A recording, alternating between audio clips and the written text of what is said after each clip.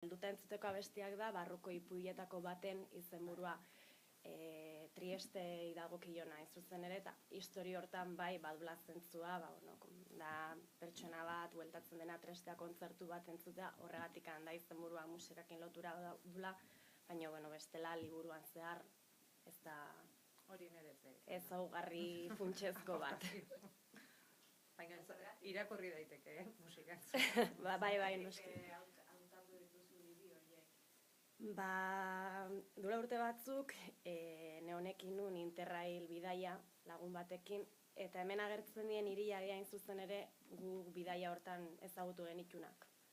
Orduan, hiri bakoitzan sensazioa eta pixka subjektiboa da, nik ikusi nuen edo nik sentitu nuen hiriak esplikatzen dira. Segura asko beste norbaitek oso kontzeptu diferente bat izango lukela hiri horietaz, baina justo 12 hiri horiek horregatik dira. Guk bertatik ingenulako bidaia, Hendaian hasita Hendaian bukatu genuen, horregatik liburua hasten da Hendaian eta bukatzen da Hendaian, eta bidaian zehar ikusi genituen hiriak, gaina orden hontan daude ordenatuak.